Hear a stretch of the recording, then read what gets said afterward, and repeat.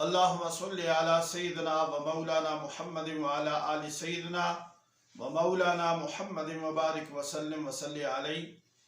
حضرت ابو ہریرہ رضی اللہ تعالیٰ عنہ سے روایت ہے، نبی کریم صلی اللہ علیہ وآلہ وسلم نے فرمایا، مومن ایک سوراخ سے 2 دفعہ نہیں ڈسا جاتا۔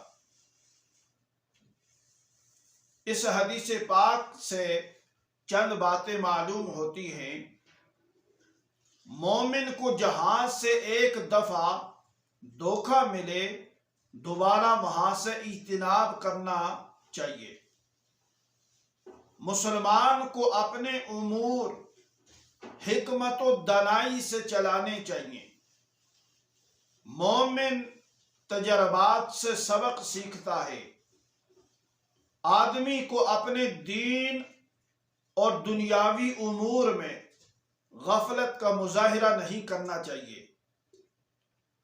مومن کو اگر کسی گناہ کی سزا دنیا میں مل گئی تو آخرت میں اسے دوبارہ وہ سزا نہیں ملے گی۔ مومن اپنے امور میں غور و فکر کر کے عمل کرتا ہے۔ غافل مومن بغیر سوچے سمجھے اپنے امور سر انجام دیتا ہے اور دوبارہ دھوکہ کھا جاتا ہے۔ شریر آدمی سے نرمی نہ کی جائے اور اس پر اعتماد نہ کیا جائے۔